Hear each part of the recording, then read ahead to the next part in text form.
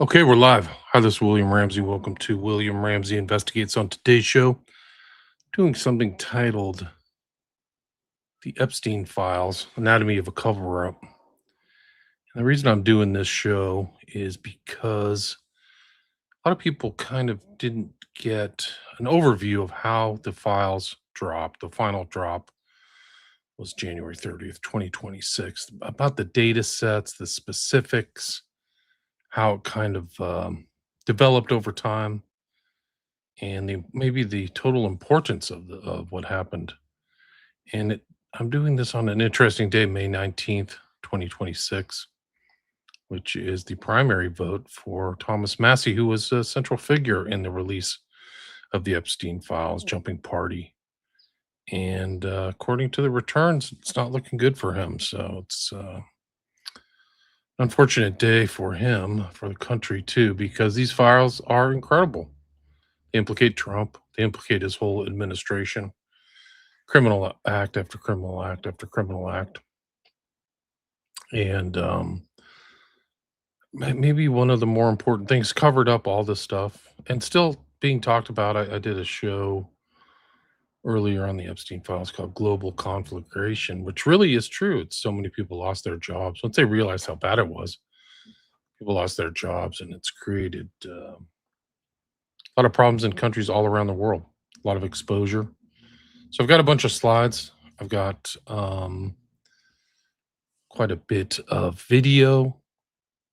Uh, and like I said, this will be the intent behind this is to just clarify things that are vague. Was it because of the Republicans? Was it because of the Democrats? Was it because left, right? How did this happen? I mean, my take on the whole thing is that it was an issue and it was important to the American public. They kept talking about the Epstein list. I want a list of the perps. Like, why aren't the perps out? They didn't really know what was in these files. And it's definitely the drop is intentionally inscrutable. Like the way that this dropped through the DOJ, I mean, it's classic cover up stuff. It's not even my opinion. It's so poorly organized and things like this. In a civil suit, this would actually be censured by a judge. There are actual rules in civil litigation when a party has a massive amount of information and is required by discovery to give it over. You have to have that discovery properly allocated or like collated, or they're supposed to be kept in the usual course of business in a reasonably usable form. These aren't. And so I think that that's really it. So like I think it's done. There's actually rules and limit rules like the federal rules of civil procedure, right? So there's like criminal procedural rules out there. There's also several procedural rules. And in civil procedure, one of the tricks is this kind of document dump. If you're like Standard Oil or something, okay, you want my documents here? Here's 30 billion documents. Have fun. But in a um, in a thing where it's considered abusive, it's like a strategic move. And I believe, in my opinion, this was the strategic move by the Trump administration because the way that the data sets were released, there were kind of orderly data sets in the first. There's 12 total data sets. And the first 8 were kind of reasonably released. And then they just dumped everything on January 30th. Like there was 9, 10, and 11 are just huge. They're almost impossible to get through. And 12 is miscellaneous. Those are where the civil litigation files are actually that aren't necessary. Not everything in this whole, so you got to be careful. Not everything in the EFTA releases, the Epstein Files Transparency Act releases, are out of copyright.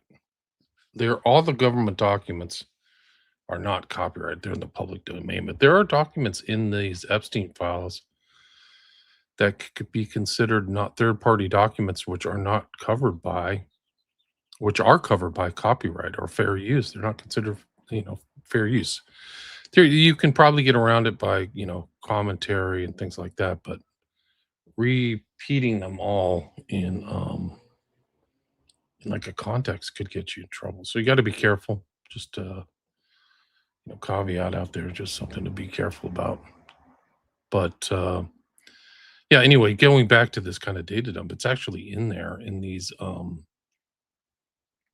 general rules of civil procedure, civil litigation. So, I mean, basically they do it for tactical reasons to increase other side's costs. Um, and this is really considered to be a complex case. I would say this Epstein files. Um, so the civil courts would probably say something about the way that these files were dropped, and that would be my opinion, of course. But let's go into some of the stuff. I kind of intending to bounce between the PDFs and then some video, but I could probably extend this into a 10 part series, 10-hour series. It's so much information going on, so many other different parties, but these files are still important. Like I mean, there's incredible things that have happened really, even recently. Like I said, the day is May 19th. There were survivors in Congress on May 12th. They are up. There's a recent lawsuit. There is statements by Green, the girl who left office, like Trump is threatening her son. There's Massey was recently on Tucker Carlson on May. Tucker Carlson is probably eclipsed Joe Rogan as the biggest podcaster, biggest journalist in America now. So Thomas Massey was on Carlson on May 7th, talking about everything. Also, Melania had this incredible state. She like literally came out and by herself and made a statement, like an incredible statement without Trump being around. And said, like, I want this thing done. There's things that happened at Zorro Ranch. So New Mexico literally set aside $2 million to investigate what went on in Zorro Ranch, which was covered up in 2019. So that's part of this whole long-term cover-up, is that there were decisions made by the DOJ that went out to the states or the federal government, or like the attorney, the federal attorneys out there, and say, don't look into this. This is incredible. There's also statements of Blanche. There was actually something today where Trump literally absolved himself from any tax, looking into any tax issues that he may or may have.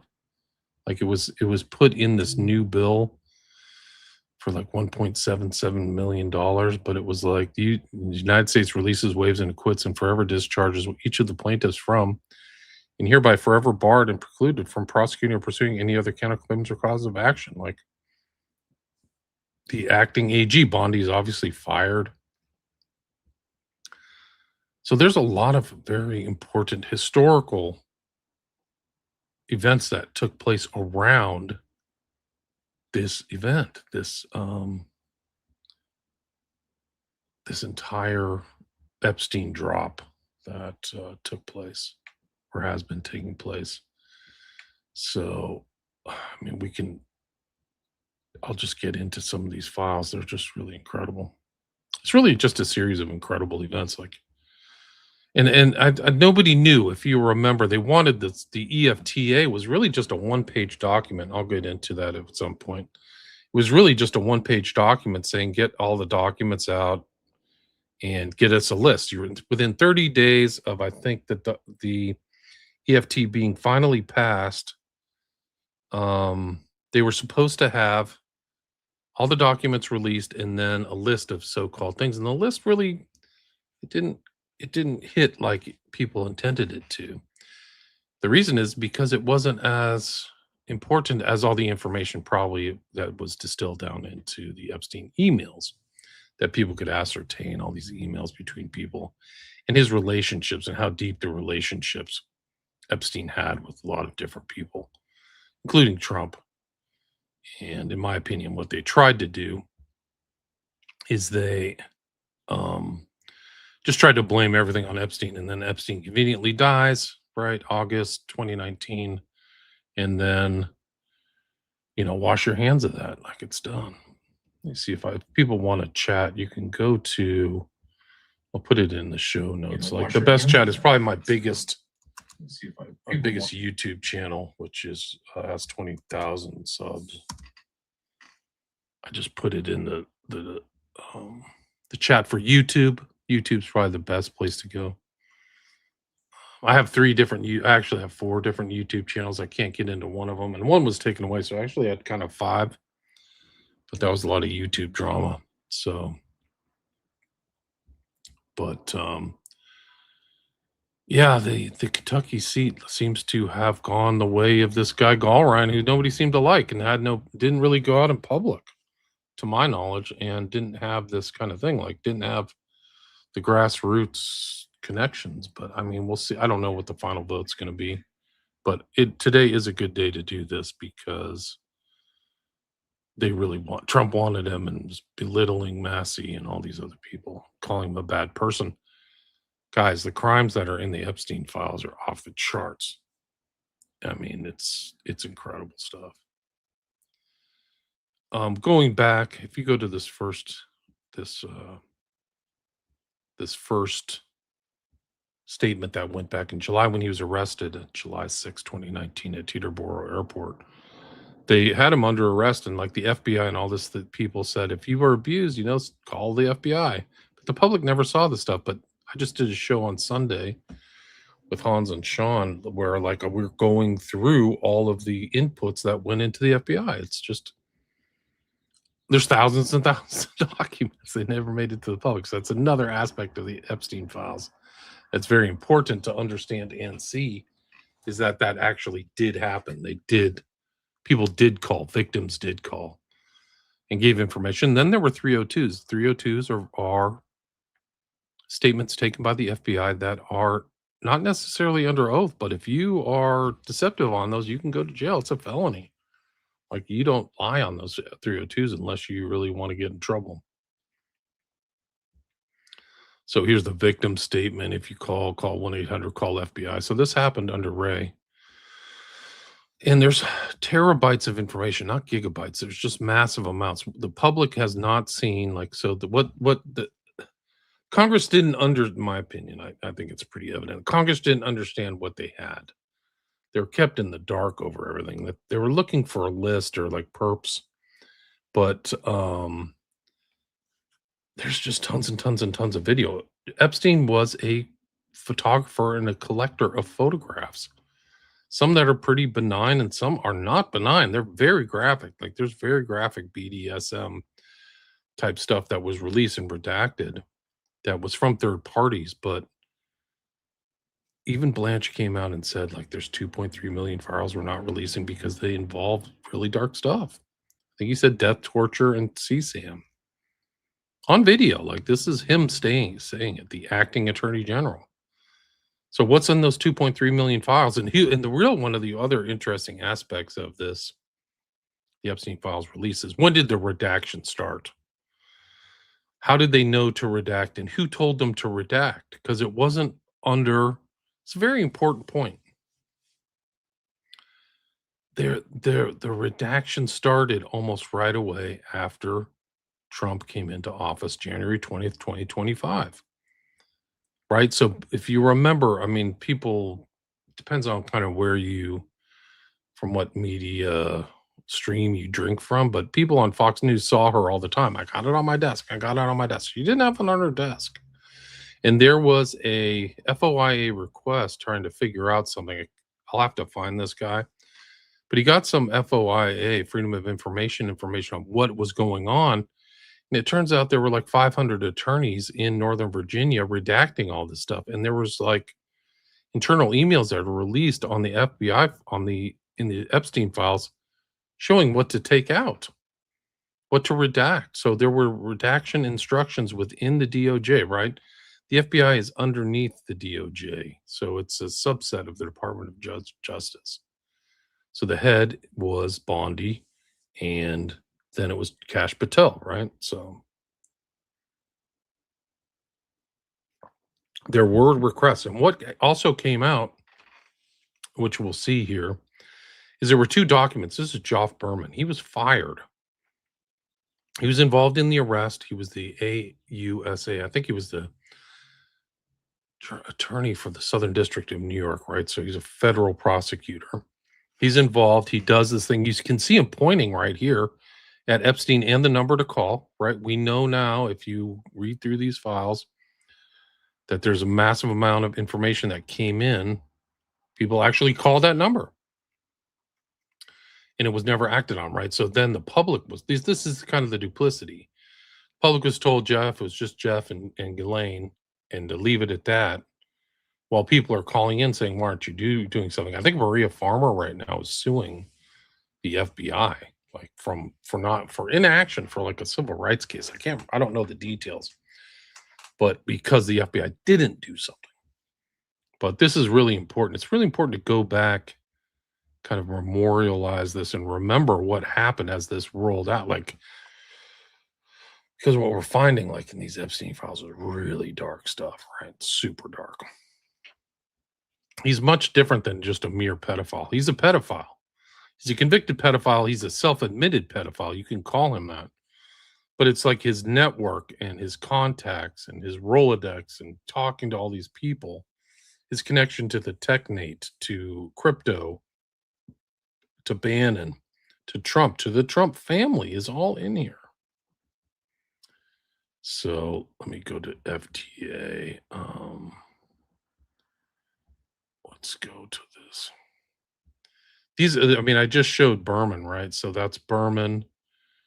He was pointing at that 1-3 thing. But one of the things and this was interesting, like it just shows all the investigations that were going on with Epstein at the time that he was arrested or after. This is an internal document that was dropped, and you can just see that EFTA number. It's EFTA 00164-939.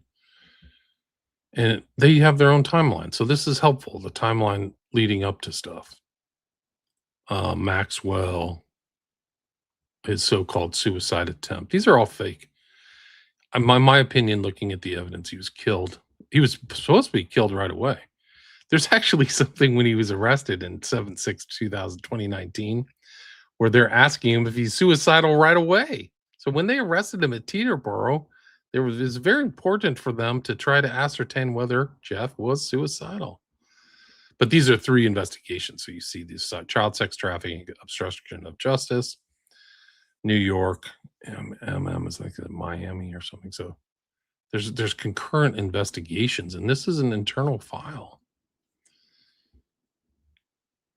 And it goes through all his past. So I guess that the MM is the original ones, the one of Palm Beach stuff that happened in 2006. Was the felony indictment, 60 counts. Remember, that's one thing that's covered up about this whole Epstein thing that went back in 2007, is that there was a 60 count indictment and he was only convicted of 1 count, right? He was offered stuff, like he was negotiating, and that was Acosta. So the consequences of everything that Epstein have influenced our political system at an extraordinary level. It's just, it really is true. And it's, not, I don't think it's palpable. People don't understand how intense it is. So here you go, 9/2008, reports to jail. There's stuff in these files, by the way, of them saying that Epstein didn't fulfill the requirements of his probation. So I can bring those files up too. Like he literally didn't, they were literally going to go take him back to court over not following the requirements of his probation. Although I can say he and his attorneys, under a different email than his standard email, they were very fastidious in making sure that his sex offender registry stuff was done every 6 months, because he had to do it for all 4 jurisdictions that he traveled around in. So after his conviction, he had to file stuff every 6 months with Virgin Islands, Florida, New York, and New Mexico.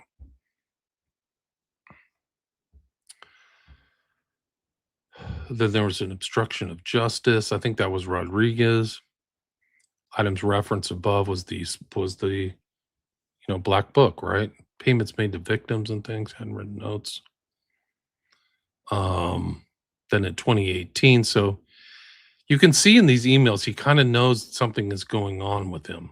Like he senses something in late 2018 and 2019. Like there are responses. He seems to know there was an investigation, and this really took place after I think the publication of the Julie K. Brown 3 articles in the Miami Herald. And these are the tips. I'm telling you, I told you about the tips and stuff like that. So the tips came in even before it looks like the he was arrested. So 291 national threat operation NTOC tips, 52 anonymous. FBI followed up on 239, 27 resulted in secondary contact. So according to their own internal documents in this EFT thing, they actually did follow up. And it was international. 91 identified victims at that point. Investigators are aware there are numerous unidentified victims who did not come forward and could not be identified by investigative means, and overseas victims in United Kingdom and Sweden. Like it's literally telling you all the details. And this is before he was arrested. Then things are under seal. Then the search warrants. He's arrested, and then they break in, and they have all the pictures of this break, like when they literally broke down the door and entered 99 East 71st Street. That's the mansion. Talk about the items seized, CDs, photographs, costumes, erotic sculptures, sex toys, massage table, cash disbursement, records, letters. So that's it. Search warrant. Then they had a Barada scope search warrant on the 11th. They seized desktops, hard drives, recorders, tablets, CDs, DVDs. He was taking pictures and filming everything. So, like, imagine if those were publicized. Like, they're not publicized, but they have all the blackmail that he was doing. So when after Trump came into office, all that stuff, they're going through all that stuff. Then the search warrant for Little St. James, I remember that. They did the same thing. Surveillance system, phone system, CDs, DVDs, hard drives, desktops, laptops. None of this, to my knowledge, was released, and a lot of it was redacted, right? So these are just incredible. Financial victims paid in cash. 21 million was transferred from Epstein's accounts to Maxwell's accounts from 2007 to 2011, then promptly moved to other accounts associated with Epstein. So he transferred to Maxwell and then back to him. 17,000 done. Highly responsive CSAM, so child sex abuse material. They call it highly responsive material. 85 gigs of it. Over 1 million images and videos were extracted. They're not released. Those were not released in the EFTA. So if somebody who's smart at the Congress, they should, if they are capable, or if they can pass more legislation, they should ask for this all to be released. 34,000 were marked responsive. Some not produced. Adult pornography. Generic. There's the victims all redacted in this document. Indictment was produced on July secretly. And then these arrested 7-6 Teeterboer. Attorney proffers. FBI attended proffers. A lot of proffers. This is my understanding. I wasn't a criminal attorney in any sense of the thing, but what happens when these investigative people are trying to investigate things, or the federal government is, what they do is offer this proffer with somebody to come forward and tell somebody something without any criminal exposure. And they call it a proffer. So like we want to get some information from you, but we're not able to prosecute you on the information you provide. That's my understanding. So they did that, and they redacted that too. Very strange. 8:10, Epstein found, this is Saturday morning, he's found unresponsive. There's pictures of it in there. I've gone through it. I've done the MCC things. You can go back through my videos. Like, I mean, they brought that Tovel Noah girl who was yesterday, actually. Like, the timing of this is important because yesterday she was brought in, who was the security guard, and they're still publishing this. They have no idea. Like, it seems like they're not clear at all what was going on inside the MCC. They don't understand what the shoe is. They don't understand that it's a jail within a jail. They don't understand which video is important. They don't understand the camera. They keep pushing out this. I think it either has to be an intentional deception or just idiocy. Like, they keep pushing this video camera that's not the germane salient video camera for Epstein's cell. It's not his. They don't. Then, according to their internal documents, that camera stopped working like a week or two, 10 days before Epstein was found dead. So they're saying that that camera's broken, and you can see the pictures within. I've showed it in the MCC. I'll have to go over it again, but you can see it in there that there's no video actually of his cell, which is very. I mean, it's very strange. Like, they're not telling who else was in the shoe because you could be inside a jail, inside another jail, inside the shoe, and if you just nobody else from the outside jail will ever know what's going on in the special unit. Epstein was inside a special internal unit of the Metropolitan Correctional Center. It's just more cover up stuff. This Tartaglione guy, the first so called suicide attempt, when they keep asking him, "Are you suicidal?" No, no, not suicidal. And then somebody comes in from the outside and says, "Are you suicidal?" He's like, "They tried to kill me." Epstein's telling somebody because he doesn't trust the people at the jail. That's in their own internal documents. And some people have said to me, well, those could all be faked. Well, if they're fake, why don't they just continue with the story that he committed suicide? Why would you have fake documents that are contradictory? And this is elementary stuff. And here's Tova Noel. She's mentioned here on this slide 14. She was just in Congress, so secretly interrogated, I guess. SDNI charged CEOs Michael Thomas and Tova Noel with false records and conspiracy and entered into a 6-month deferred prosecution agreement in May 2021. As of the case closing, the terms had been satisfied. During an interview in 2019, Epstein's second roommate made the below note. Told me, "J.E. didn't hang yourself up in my cell. Don't try to kill yourself in the cell. I don't want to wake up to find you dead." He said, "Don't worry, I'm never going to cause you trouble," J.E. said after legal visit. Then Maxwell gets her indictment the following year, arrested on July 2nd, 2020. Then another indictment. If I remember her original, I've done all this work. You can scroll through my old William Ramsey Investigate stuff because I actually did a show with Roberta Glass the day after Epstein was found dead because we were really interested in this whole case. And she's in New York. She actually went to the Maxwell trial. Roberta Glass. True Crime Report. Go check it out.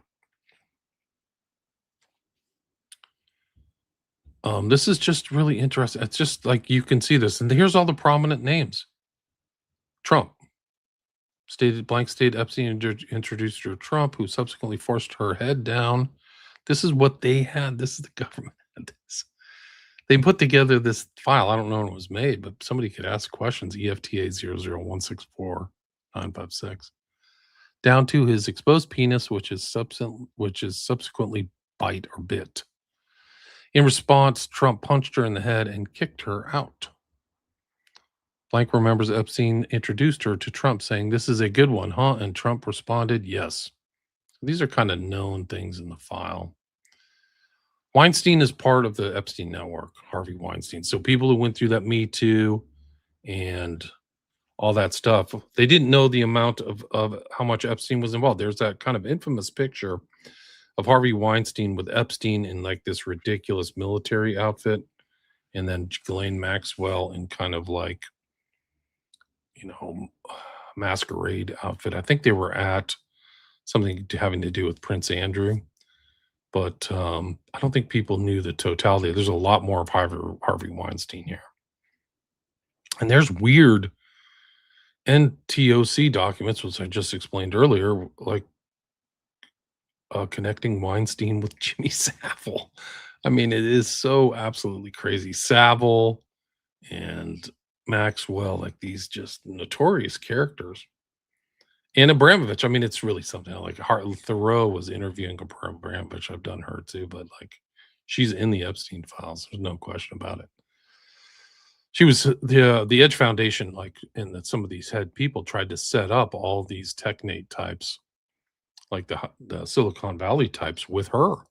Oh, she's a really cutting edge artist, all this stuff. I can go through that again. I've done it already.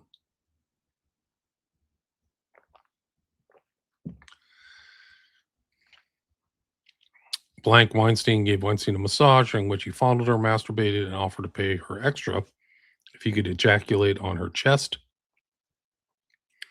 Weinstein came to her apartment, offered her a job, and tried to follow her into the shower. This is consistent with other statements about Weinstein.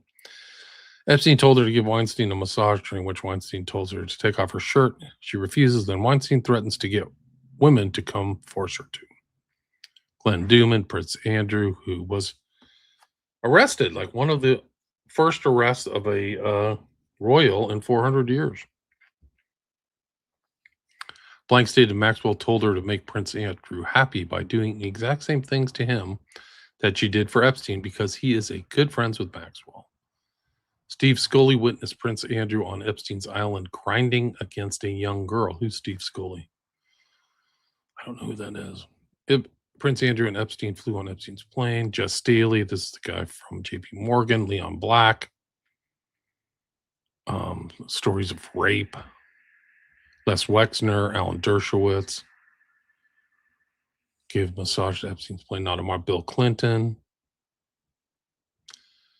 Blank, not a victim in Epstein case, claims she was invited to an orgy with Clinton but did not attend. Lutnick reported that Lutnick made money through Ponzi schemes. In money laundering, Lutnick and Epstein were neighbors, and Epstein and Lutnick sold Lutnick a home for $10, which was then sold for millions. One NTOC, followed by Blank, stated Barr and Black were present during abuses. Blank stated he was Epstein's for a model event. Ran into Barr, who stated he wanted to see her next time he came. At another part, Epstein asked if she had ever met Barr. Barr was the attorney general for Trump, who's overseeing all this stuff, right? Like, you just can't make this stuff up, guys. And Barr's dad, of course, was the Dalton School, ran the Dalton School. His dad was OSS, so pre-CIA in World War II. And it's a strangely small world. Misconceptions based on review of evidence and the victim statement. No orgies or threesomes, which included 2 males. Victims were not held captive. Epstein did not regularly prostitute the victims in exchange for money, as far as they know. So this is like some internal document. I think it's interesting, but you can go check that out yourself. It's not hard to find. This is also interesting. This is from Epstein File Search. FBI opened an investigation into the Wexner Foundation's financial connection to Epstein, closed it the same day. The EFT number, EFTA 012498848. So there's all these weird things, closures, cover-ups, firing of Geoffrey Berman. And then there's Ray right there. Like, he's there from 2017 at the FBI up until Patel is brought in supposedly November 30th. Well, he really started January. That was the announcement, actually, was when they won. But some of the stuff took place under Mueller, or Ray, excuse me. And Comey's like, right now, he's like being prosecuted. This is Melanie Stanbury, another representative. Yesterday, the New Mexico DOJ began its investigated Zero Ranch. Why did the FBI tell New Mexico to drop its case in 2019? Who asked them to do so and why? This is why the new investigation is so important. I'm grateful to both the New Mexico DOJ and the New Mexico's legislature's Epstein Truth Commission. Survivors have waited too long for justice, and New Mexico's leading the way. They sure are. And that's the Truth Commission was like 2,000. So it's a substantial layout of funds, $2 million just for one place. I'll do a show just on the Hell Ranch or Ranch because there's a lot there. It's a weird place. It's like an ornate, like palace in the middle of nowhere. It's so strange. A lot of these places have the feel, and even Little St. James does, of like a Disney two-dimensional stage set. It's really weird. Like it's not lived in. Like it's almost like a fake movie studio set or something. There's just some weird element to it where they're not lived in. Like there's an eerie secondary purpose. Like it's a facade. Like there's facades and stuff. It's just so strange. There's Maureen Comey is involved. So there's Comey being prosecuted right now. His daughter was involved in this person saying that she was involved in the order came from the assistant ASUA, Maureen Comey, the daughter of disgraced former FBI director James Comey. She may be the AUSA, but in 2019, who's in power and who's running stuff, right? I think it's the end, right? When did Trump leave office? At the end of 2020, is that right? More documents from Epstein. Another slide, EFTA 1682078. Knowing and noting all these kind of connections between Epstein and other parties, Darren Indyke, Harry Beller. A lot of pictures of him with his accountant. Richard Kahn, authorized agent, Ghislaine. They're not very good at facial recognition because that's not Jean-Luc Brunel. He kind of looks like Brunel, but it's not him. Other lists of potential, this is on the same document. Suspected co-conspirator. They're using the word co-conspirator. Brunel, Maxwell. I think Brunel died in 2021, conveniently in jail. Very interesting. Victims. People contacted by the attorneys. Just a list of victims. Look at this list of victims. I believe this is dated in 2019. And then other people seen with Epstein, alleged recruiters, chefs. So that's another. His chef in Florida was Richard Mullen. I bet he got stories to tell.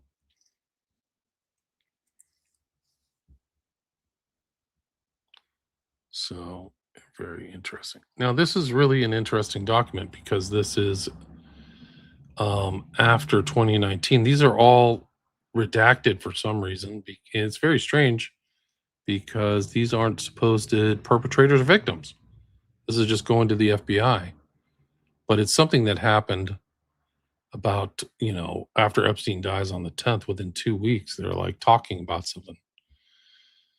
After much engagement with HQ, I think it's FBI HQ, for the past 48 hours, our efforts to both consolidate and limit the reporting requirements. Headquarters is now requesting updates in a conference call to be held at 2:30. Trust me, nothing you're thinking right now hasn't already been communicated to the highest levels. In my opinion, it's largely driven by the DOJ. Is it inconvenient? Yes. Regardless, we'll need to support the calls because those of you all deal with in CID are the exact same position as you. We should support each other and push through. Here's some of my thoughts on how we should go forward. Many questions I'm receiving are driven by media reporting. Maxwell, New Mexico resident search. If you see sustained reporting on one aspect, get ahead of it. For example, media has been all over the location and role of Maxwell as a co-conspirator. So this is like media analysis within the FBI. Get ahead of the stories. I advise that based on the volume and quality of evidence we have, the team is currently focused on charges for a different co-conspirator. So they knew or were thinking, this is so important. The FBI at the time after Epstein's death was thinking about a different co-conspirator, right? But the public's being told there were only two people involved in this, Maxwell and Epstein. However, we've engaged with counsel for all co-conspirators. Kill the rumor before it gets legs in the minds of senior leadership. kill the rumor. Like, this is like catch and kill, this whole thing about who's actually strangely part of the network, because it was Woody Allen, the actress who was the head of who was in Rosemary's Baby. Her son wrote that book, Catch and Kill, about Weinstein, who we just mentioned. He's part of the Epstein network. Kill the rumor before it gets legs in minds of senior leadership. With regard to interviews or other investigative techniques, stay general unless we have significant information. So this is all media, manipulation and stuff. You could say we conducted interviews of 14 MCC corrections officers, right? So the Metropolitan Correction Center, and continued with the financial analysis, but don't have anything significant. See, so they're like covering up. Well, what's the right word? They're shaping information, in my opinion. Only give names of an interviewee if there's something significant.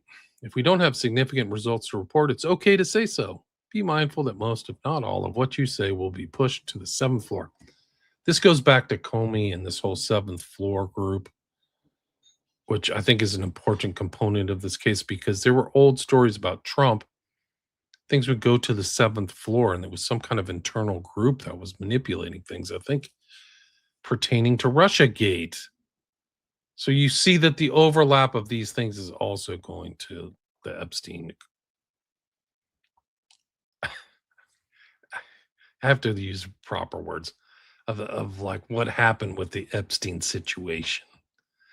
This is like incredible documentation, guys. I cannot emphasize this enough. It shows how sloppy a lot of these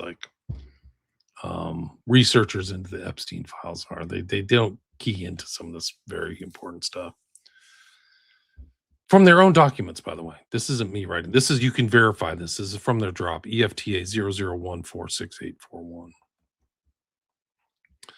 Tuesday is a big day with the hearing, so be prepared to talk on Monday and beyond. You can provide the approximate number of victims expected to attend and any efforts we have in making that happen. On Tuesday, you'll give the readout of the hearing and your reporting over the next few days and weeks. Stay focused on the investigation of the co-conspirators. So they're investigating the co-conspirators, and stay tight with the SDNY on conversations they're having with counsel in the direction we're headed towards charges. This is evidence from the FBI, right? So this is all the redacted. I don't know who they're sending it to, but it's clearly New York FBI. It says it right there, that they're investigating co-conspirators. Redacted on Wednesday, redacted have continually expressed to HQ how C-19 and C2 are tight on the drug sex case. So these are people who are involved in a drug sex. You can speak together about that case. We're focused on analysis of the phones as well as the nature and timing of likely charges. I talked to Blank and know that you guys have a couple of big interviews that will determine if the PC case has any legs or facts. Any legs, or if it gets shut down. I would focus on advising the timing of those interviews. Just unbelievable stuff, man. They're investigating co-conspirators. That's the gist of this. Then we go to Berman's names on this, the heavily redacted document. I could go through this whole thing. I've done it before, but this is like one of the things that he put together. The date is December 5th. This one was August 25th, the one I just did, right? But he's grinding. He and his team, Berman's team at the Southern District of New York, put together like a 45-page document about corporate prosecution analysis. So they're thinking about prosecuting corporations, right? And we'll see the next one is other co-conspirators, another heavily redacted document.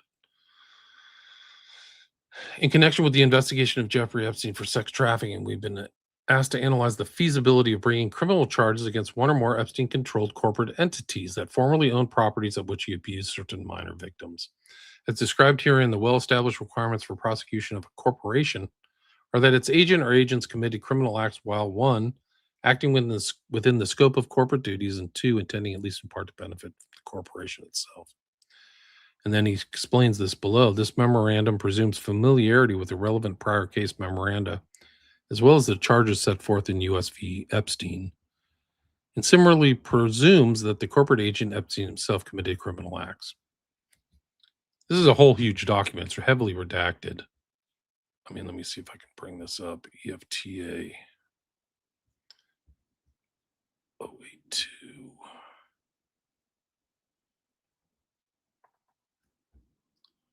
Oh, 82. Oh, yeah. So let's bring it up. I'll just scroll through this so you can see the enormity of it. Oh, this is the co-conspirators. This is the corporate co-conspirators. This was the one that Mace, the representative Mace, commented on my X when I posted this, saying this is one of the most important documents. She was right. So this is from December 19th. So this is the follow-on to the one I just brought up, which is the corporate document. This is the investigation of the co-conspirators. This is long, like they did a lot of work. This is not like a sloppy job. This is 86 pages, heavily redacted. There's some stuff is not. Look at the time. I mean, you have to step back and say, who did all this redactions? Look at the time going into this. Like, how did they know to redact all this stuff? So it has background, has like important background on the whole case. Interviews with victims who were abused as minors, so that's all on there. Just going all over and over. These are like almost like the NTOC documents that came in. But yeah, this is an incredible doc. It's EFTA 273. I mean, I could just read this one thing. The importance is that Geoffrey Berman was in the process of analyzing other potential co-conspirators. And it does have names, like some aren't redacted in some of these documents. This is one of the interesting things you'll find. They talked to the counsel for Groff, which is Epstein's secretary, I guess. But like they're talking to their counsel, Brunel, Waxner. Like that's how far they went. A lot of this stuff never made it to the public. Counsel for Ghislaine on October 8th. On October 8th, 2019, Maxwell's attorneys provide us with an attorney. All that stuff, to me, in my knowledge, I could be wrong. There may be other people who covered this, but not to my knowledge, this was not publicized. This is just worth reading through one thing just to like get an overview of all the stuff, but like, why is all this redacted?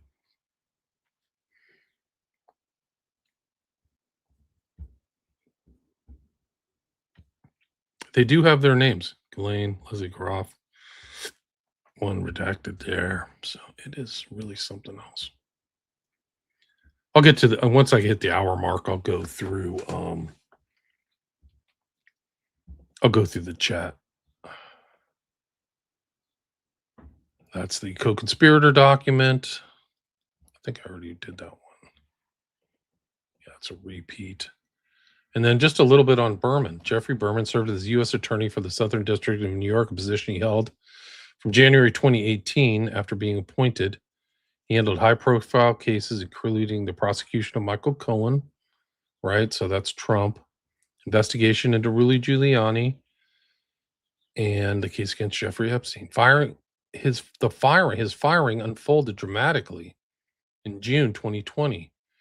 Late on June 19th, Attorney General William Barr, there he is again, right? He's mentioned in the FBI files. I just went over that as being on site with Leon Black. That's what they said, not me.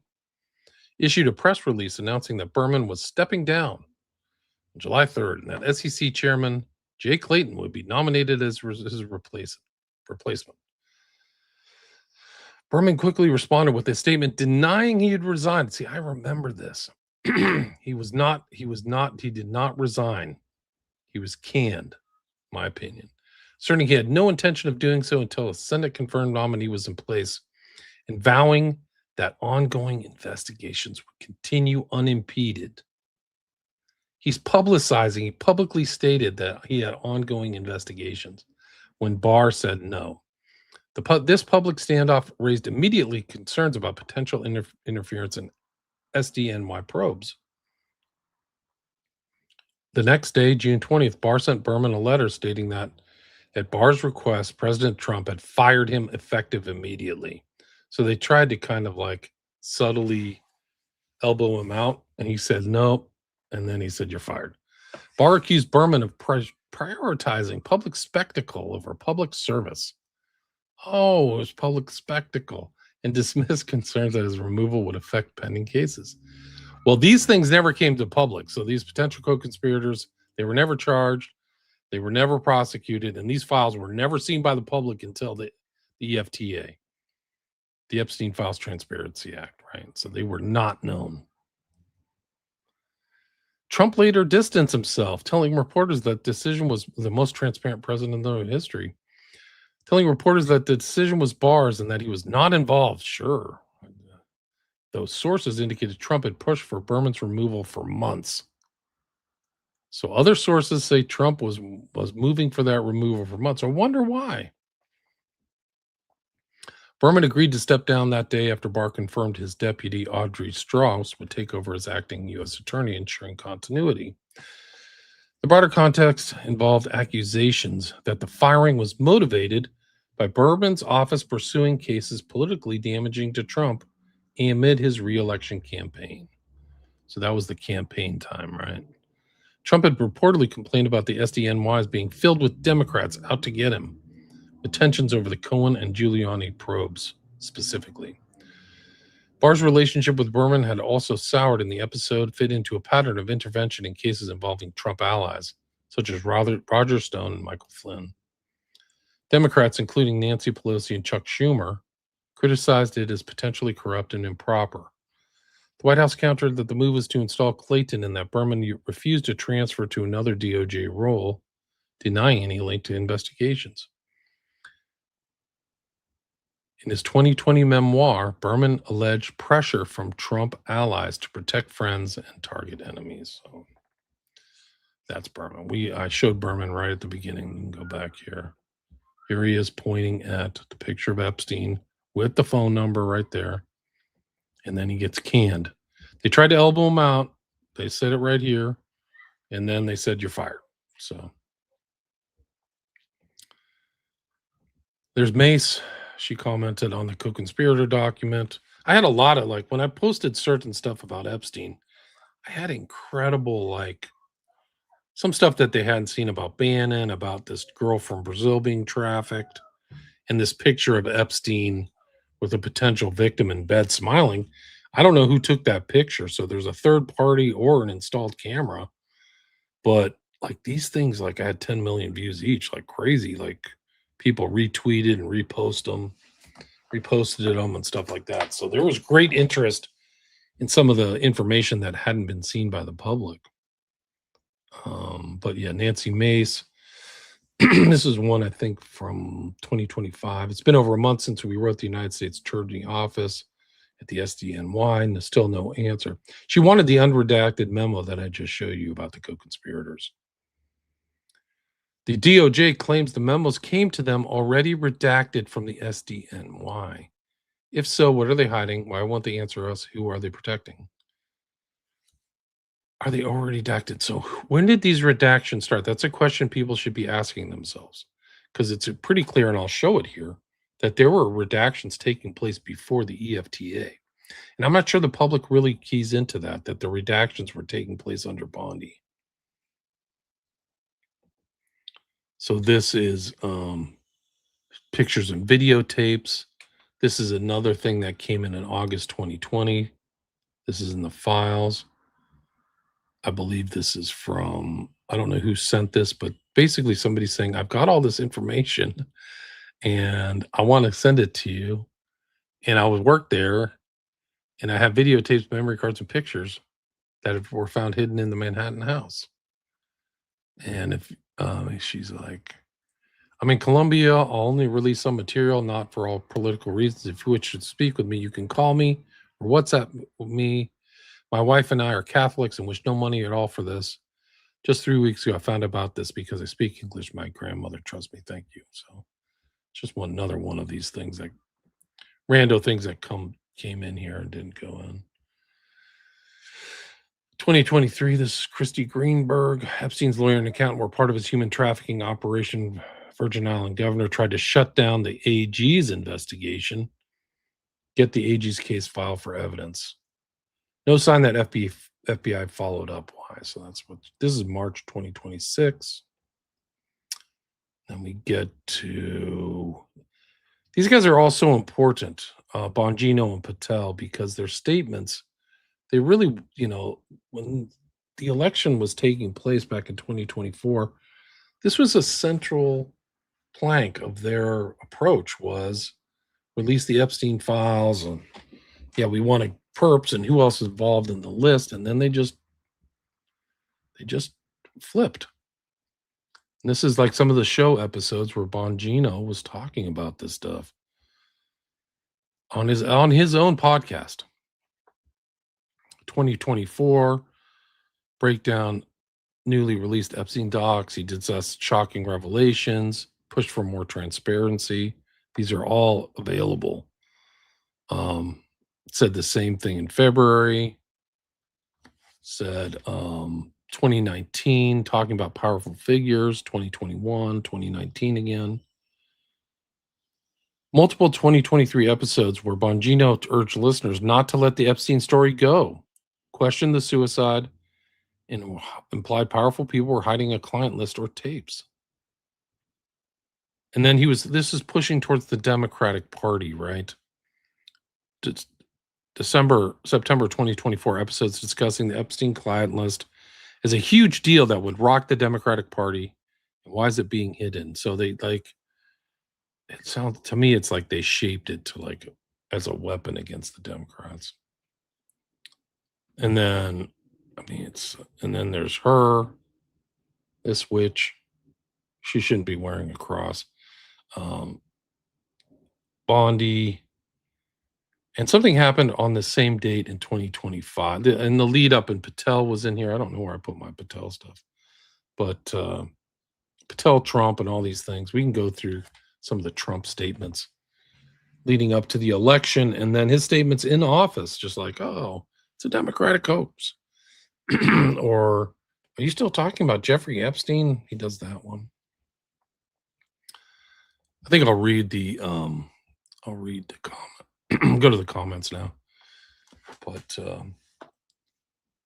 yeah, like I said, I can do like 10 hours of this. Like I barely scratched the surface of this. There are piles of video stored somewhere. Yeah, no question. There's massive amounts of information. There's absolutely no question. Foster boys to Little St. James. I don't know about that. I guess CA officer trafficking foster boy. I don't know what was there going back. I really don't. Like I only know it as owned by Epstein. What was the background of Little St. James before Epstein? I don't know. Stansbury posted a video today. This lovely sheep saying Zorro Ranch was never investigated. You're right. I don't think it was. Not formally.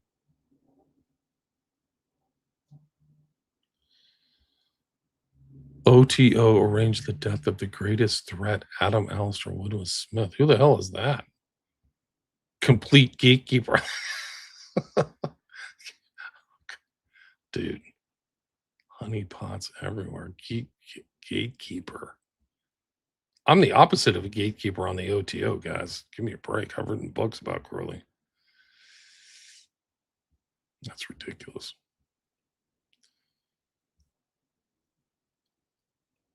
Trump is a bigger POS than JE. He's involved in the network. There's absolutely no question about it. It's not even arguable. Something really important happened on the same date. If you remember going back to February 7th or February 2025, this is Trump in office. He was only in office a month. He had that kind of ridiculous Transparency Act. That's a show in itself, is like who's involved, what happened to those people, who promoted it. The white binder event, remember? The clowns walked out and all the stuff, and they bragged, they got everything. And it was all information that had already been divulged or redacted from Maxwell's account. I'd already known that stuff. So when they brought that out, it was immediate that I knew that they were full of baloney. Total baloney.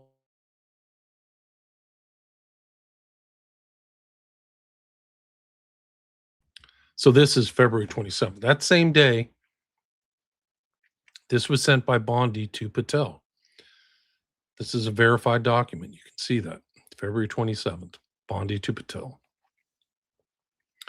Before you came into office, I requested the full and complete files related to Jeffrey Epstein. In response to this request, I received approximately 200 pages of documents. That's nothing. Consisting primarily of flight logs, Epstein's list of contacts, and a list of victims' names and phone numbers. I would repeatedly question whether this was the full set of documents responsive to my request, and was repeatedly assured by the FBI that we'd received the full set of documents. 200 pages. Look at this in context. This is nothing. There were 3.5 million pages of documents released under the EFTA, with 2.3 million reserved, and God knows how many terabytes of video. I repeatedly questioned whether this was the full set of documents responsive to my request. Late yesterday, I learned from a source that the FBI field office in New York was in possession of thousands of pages of documents related to the investigation and indictment of Epstein. Despite my repeated requests, the FBI never disclosed the existence of these files. When you and I spoke yesterday, you were just as surprised as I was to learn of this new information. When you and I spoke yesterday, you were just as surprised as I was to learn this new information. What? They didn't know. So they're coming in under this kind of situation where they don't know all the details. Congress didn't know. Even people in this office may not have known how much was actually aggregated, how much information was aggregated under these investigations, maybe even under Berman. Like, there's no time and date that said that's when the government took possession of all of Epstein's emails. And I think that must have happened after his arrest. And so nobody had really even gone through them back, I think, in 2019 or 2020 under Berman. But the emails are really the big tells, because they show the connection, the kind of Venn diagram or something of all of Jeffrey Epstein's sordid buddies, Woody Allen and all these other creeps. By 8 a.m. tomorrow, February 28th, the FBI will deliver the full and complete Epstein files to my office, including all records, documents, audio, video recordings, and materials related to Jeffrey Epstein with his clients, regardless of how much such information was obtained. There will be no withholdings or limitations to my or your access. The Department of Justice will ensure that any public disclosure of these files will be done in a manner to protect the privacy of victims in accordance with law, as I have done my entire career as a prosecutor. I'm also directing you to conduct an immediate investigation on why my order to the FBI was not followed. You will deliver to me a comprehensive report of your findings and proposed personnel action within 14 days. I have not seen that. And I don't think that was in the files. Maybe it was. But she wants personnel action. So this is one of her strongly worded letters. But she wants all the information, and then she wants all the info. This is such a strange document in context with what happened publicly, right? I appreciate your immediate attention to this important matter. I know that we are both committed to transparency for the American people. No, you're not. And I look forward to continuing to work with you to serve our president and our country. So that's February 27, 2025. One of the other things that she did when she first came to office, too, is she shut down the OCDTF, which was some kind of office that looked at white collar crime. So that was shut down. And there's Patel. Patel's mentioning all this stuff too. He's talking about Benny Johnson on 2023. Criticized the lack of releasing. The reason the Epstein client list wasn't out was simple, because of who's on it. He urged Republicans to put on your big boy pants and let us know who the pedophiles are. Glenn Beck, 2023. When asked about Epstein's black book, Patel stated he was under direct control of the director of the FBI, and implied the current director, Christopher Wray, was holding it. I think that the unredacted version is out there. There's no question. He would Glenn Beck. He was on Glenn Beck, so he's on all these things saying, "I'm going to do this."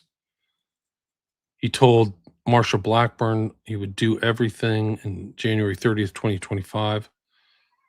The full weight of what happened. So, these guys are all in all. There's Blackburn asking him a question. The Epstein list is coming. That's what they were talking about a year ago. This is confirmation hearing. And so you had this 27, where? These PDF files are all freaking jumbled. Let me go back here, see if I can find this. This is the release. So this is the guy, I forgot his DC Drano. Epstein Files Phase 1. So where's Phase 2 and 3? It's got Kash Patel's name. This happened on February 27th, 2025. So that same day that I showed this earlier document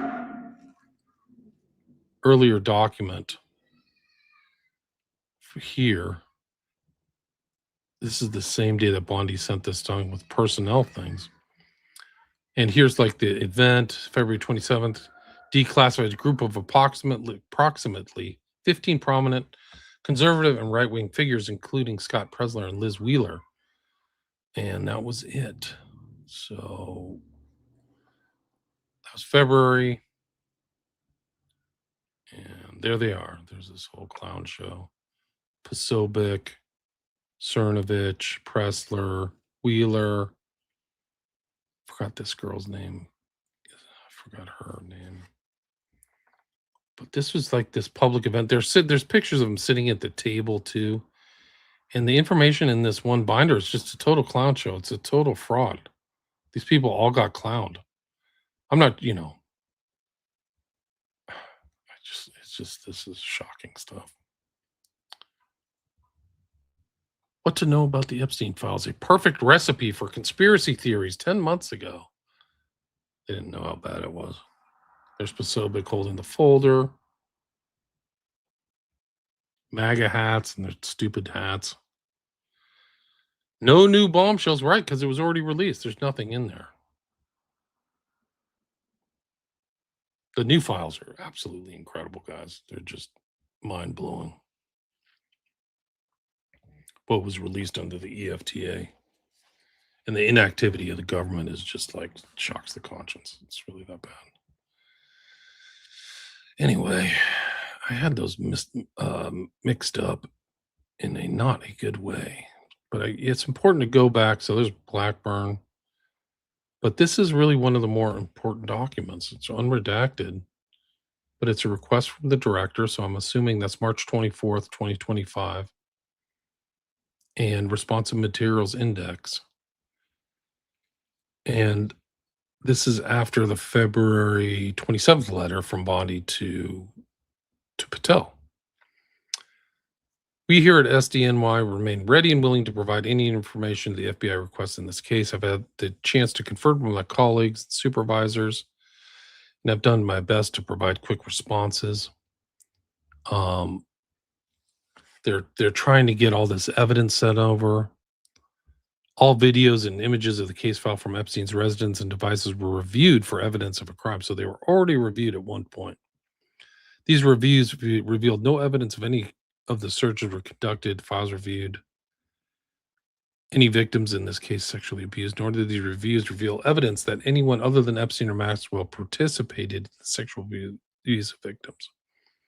We are very, very aware of theories circulating in the media and online that Epstein video recorded the abuse of his victims, but we found no evidence to support.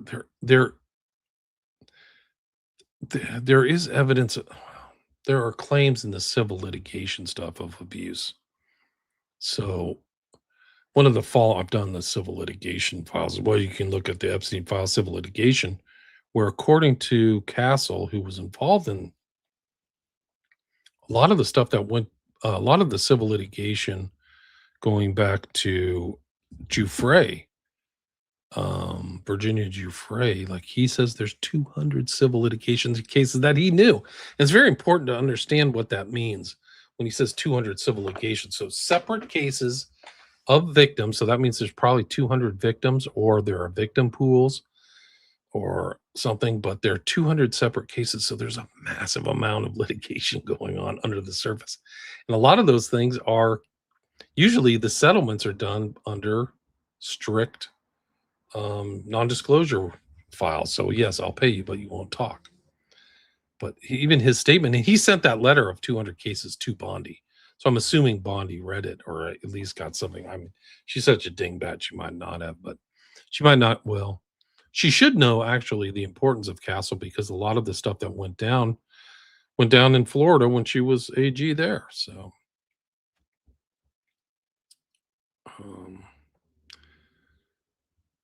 I don't want to read this in great detail, but they're just showing that all of the stuff that they've reviewed this stuff. It's dated the 25th. They're trying to, why this is done. A request from director. So I'm assuming Patel has seen this. This is an interesting document. What's the description of CSAM? Directors follow the audit room completed by Friday. Photograph all items of evidence determined for image of videos. And this is EFTA 016498081. One of the other ones is like the redacted. Looking back in context from what the EFTA dropped, this is just a total clown show. This is just a total repulsive clown show. And I bet these dimwits didn't even know what they were holding. They're like holding it up like Trump holds a Bible, like he doesn't know what's in it. He's just putting it up for like some show, some superficial show for light-minded twits. Like it's a total joke. It's a total joke. Let me see if I can find some of those other documents.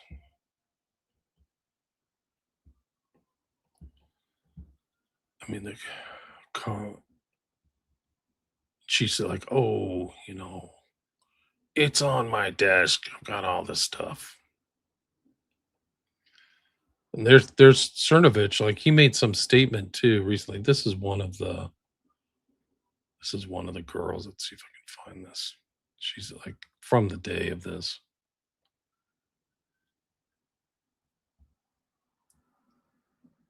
Let's see.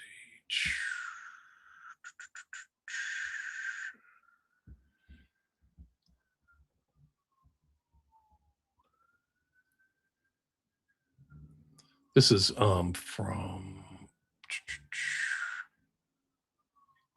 this is a video. Let's see if I can play this. I saw y'all on the internet coming for Cash Patel saying he's day 5 and we haven't gotten the Epstein files. Well, I'm here outside the West Wing and look at what we got today. The Epstein files, baby. Let's make America safe again. Rest in peace, my granny. She got hit by a bazooka. Kaboom. Just massive redactions, yeah. Kaboom. So it's just like this event should be like memorialized in history as this February 27th, 2005 event. Very important. And that's really incredible. Like, it's such a joke. Like, this guy is incredible. This is Cernovich. This is March 17th, 2026. He literally wrote. He's just like boggles the mind. We will not get a better FBI director than Cash Patel. Sure.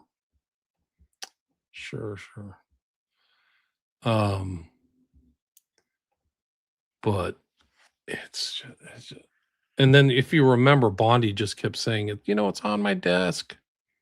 The Epstein files are on my desk. I'm working on this. And then she went on she was constantly on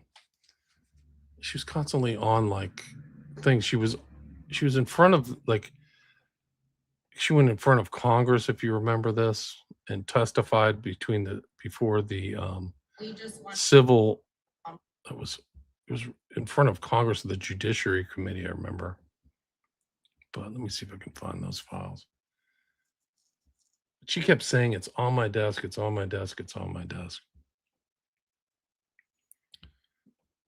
I mean, we can do a whole one on Trump and the cover-up too. You guys have any questions or anything? I think this is probably a good time for me to kind of go back and